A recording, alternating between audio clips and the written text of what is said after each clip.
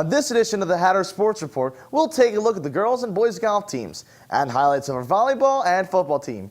Let's begin with golf. As one of the many undefeated sports teams throughout the year, boys golf had one of the best seasons in their program history. Let's take a look. On August 30th, 2016, Hatboro-Horsham boys golf took on Cheltenham High School at Townmore Country Club in Horsham, Pennsylvania. Let's hit the greens. Jack McCormick on hole number 2. It's a par 4 on his tee off.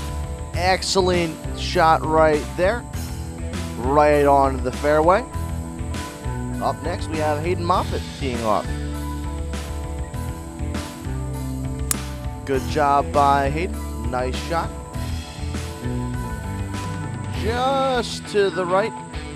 Bouncing into the water hazard here. Here we have Jack McCormick on his second shot. Excellent approach. Lands it right on the green, about 5 feet from the pin. Hayden Moffat, after hitting the water hazard, approach shot, excellent placement. Ball rolling towards the edge of the green. Good job by Hayden to get out of that rough right there. And Hayden going for his 5th shot on bogey. It's a far putt. Good shot. Oh, hits the quarter there and just to the right of the pin. Jack McCormick going for birdie, his 3rd stroke. Excellent placement. Ooh, just to the right there of the hole. Hayden Moffat, his 6th shot for double bogey. Easy putt. Goes right in there, and he'll shoot 2 over par for a double bogey on hole number 2. Mentioning the wigwag of the quarter there. Jack McCormick shooting for par. Excellent shot. Nice right in there. Hayden Moffat on hole 3, his 2nd shot. It's a par 4. Right off the side of the green. There it is. Jack McCormick on his approach. Excellent placement. Riding the green. About 20 feet from the pin. Hayden Moffat. Excellent chip. 5 feet from the pin. Excellent placement there. Should be an easy putt for him. Take a look. Hayden Moffat is 4th shot for par on hole 3. Excellent job there by Hayden. Jack McCormick, 1 foot away from the pin. Nice job there. He makes it in for par. As we move on to hole number 4.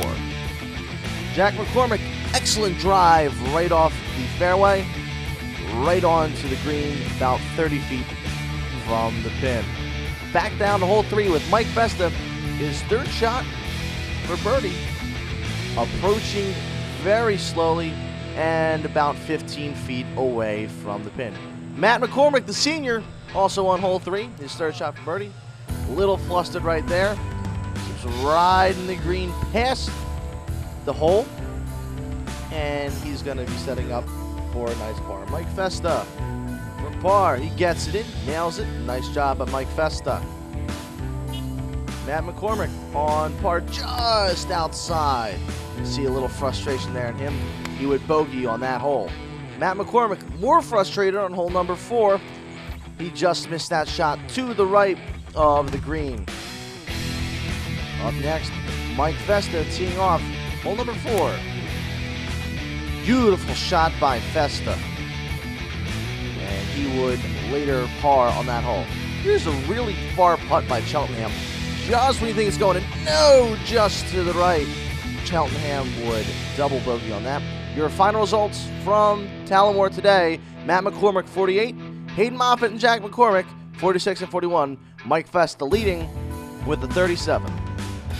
Hatboro-Horsham defeats Cheltenham back-to-back days. 205 to 252 the score today. Hatboro-Horsham remains undefeated with the sweep of Cheltenham. Let's go to Jack McCormick and Hayden Moffat after today's match. We're a young team coming out here with a lot of enthusiasm. We like what we're doing so far, put it that way. I hit a good amount of greens today. the only positive of my round, but it was rough putting today. The greens were just aerated, so everything's very bumpy and kicking to the sides. It could have been a lot better, just put it that way. Certainly the putter wasn't great today, but I attribute that mostly to the greens. I had a couple of good drives, but just hit the wrong shots at the wrong time. But I got my bad round out of the way. Congratulations to Jack and Hayden, and good luck to the rest of the boys golf team on their quest for hunting down the league championship.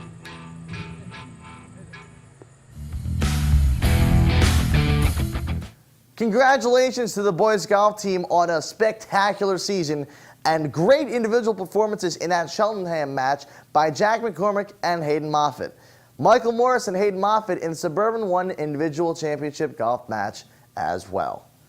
In a season in which the young talent has taken over the landscape of Tullamore, the girls golf team took on Methacton for their senior day match on Friday, September 23rd. Mr. Anderson files this report.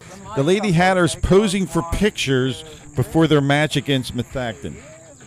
And we're going to pick it up at the second hole, the tee shot from Cassidy Gavigan. It's a 280-yard par 4 hole. And she hits a perfect shot right down the middle, about 125 yards to the pin. Her partner, Cameron Fisher, her tee shot on the second. And it goes a long way down the left-hand side of the fairway. She'll have about 50 yards to the green, an excellent chance to score well. Cassidy, her second shot, second hole. And she's flirting with the water a little bit on the left side of the green, stays up. She'll have about 30 feet for her birdie. Now Cameron, she's aiming a little off the water here to the right, trying to play it safe, but she hits the ball too hard and it ricochets off the green and down the embankment. She'll have some work to do. Now Cameron's third shot, she's chipping it up, and unfortunately the ball just catches the heavy rough, and she will unfortunately end up with a 6. Her partner, Cassidy Gavigan, putting for birdie. It's a long putt, and she pulls it left. Still has about 6 or 7 feet for her par attempt, and she knows that she pulled it left, and she'll have to settle with a bogey 5. Now off to the 270-yard par 4 third hole.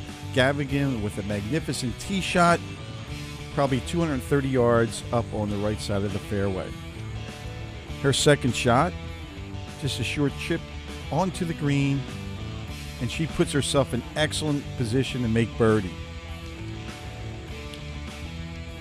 And Cassidy lines it up.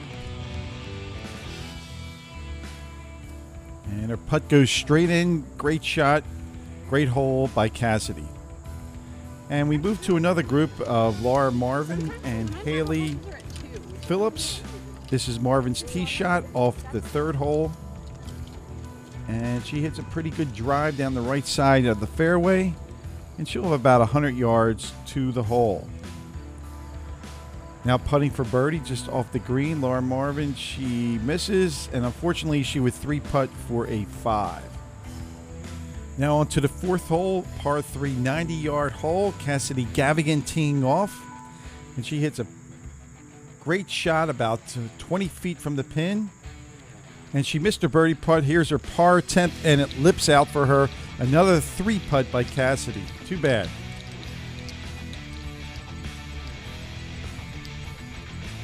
Next up, Haley Phillips in our next group. And here's her tee shot off the same hole. And she pulls it left, but she has a great shot at a birdie. She's about 20 feet away. And here is Haley's birdie attempt. And she leaves it right. Wanted a better effort from herself, and she finishes with her par. Now on to the 140-yard 8th hole, par 3, Cameron's third shot. She leaves it about 7 feet short of the pin, and for her bogey putt, nice putt uphill for Cameron. She'll end up with a 4. Now we move to the 9th hole, 240-yard par 4, Cassidy Gavigan on the tee. And she's got some power. She hits the ball to the left side bunker. She'll have to chip it out and try to get down. Up next, her partner Cameron Fisher, a long hitter. and she hits the ball very far, almost to the green, actually on the green, and she'll be putting for eagle. Cassidy out of the bunker, goes a little long. She'll have some work to do for her birdie. And here's Cameron's eagle putt on 9. And she still has some work to do for her birdie. And Gavigan for her birdie. Just misses to the left. She'll settle for a par. And Cameron Fisher for her birdie. Just couldn't drain it. And she'll also finish with a par on the 9th hole. We caught up with both Cameron and Cassidy and asked them about their play today. I had a pretty easy time keeping it straight today, but the past few weeks I've definitely been struggling with my putting. I haven't been able to practice as much with school, so I think it's impacting my stroke, and I'm really not pleased with my putting right now, so I know where I need to work on to shave some of those shots that could have definitely lowered my score. I shot 46 today, which is one of my lower rounds of the season, and today went well. I kept the ball in play, which is always really good, and I kept it straight, so that made my the rest of the game fairly simple. So I just need to work on my chipping, I think, my chipping and my putting. I had some putts that flipped out, so if I work on those types of things, I think my shots, my score will get a lot lower. Well, despite their putting woes, Hatboro-Horsham still won the match 184 to 195 over Methacton. Congratulations. Congratulations to all the seniors on the girls golf team, as well as a spectacular season. Cassidy Gavigan finished 2nd overall in the Pac-10 individual tournament. Sophomore Haley Phillips finished 13th overall with a score of 90. Now on to football. The Hatters only have 3 home games this season. Let's take a look at the first one versus Souderton. The Hatboro-Horsham Hatters football team opened up their home season on a steamy Friday night early in September against the visiting Souderton Indians. Let's take a look at the highlights. The Souderton Indians strike first as they get a touchdown from running back Kobe Khan early in the first quarter, making it 7-0 Souderton. The Indians would again go to Kobe Khan for the second touchdown of the game, blanking the Hatters 14-0 in the first quarter. Going to the second quarter action, junior Chris Edwards finds senior number 1 Brandon Cruz on 20-yard reception deep in the end zone, putting Hatboro-Horsham on the scoreboard, cutting Souderton's 14-0 advantage in half. And also in the second quarter, Chris Edwards hands it off to running back Casey Kwiatkowski for that, her second touchdown of the game, coming early in the second quarter, tying it at 14. Also in the second quarter, Chris Edwards goes back and connects yet again with Brandon Cruz in this touchdown here, giving Hatboro-Horsham a 7-point advantage, 21-14. Here we see Mr. Williams on the sideline cheering on his Hatboro-Horsham Hatter. Souderton, with 2 minutes remaining in the first half, goes back with running back Kobe Khan and runs it into the Hatters' end zone, tying the game again at 21. As the clock expires in the first half, Chris Edwards evades the blitz from the Indians' defense, rolls out, and gets Brandon Cruz for 15 yards on the play before being knocked out of bounds. Hatboro-Horsham just couldn't keep the momentum up against the Indians as Souderton doubled up their first half score, finishing off the Hatters 42-27 in the first home game of the season. However, Brandon Cruz was the shining star for the Hatters, getting 3 out of the 4 touchdowns for the Hatters, and Chris Edwards getting 3 good plays off to Brandon Cruz. Hatboro-Horsham taking on Wissahickon in the next home game of the season. The first home game didn't go so well for the Hatters. However, they rebounded in a 35-14 win over rival Upper Moreland. HHTV will be airing the October 7th homecoming game versus Wissahickon and the Upper Dublin game on October 21st.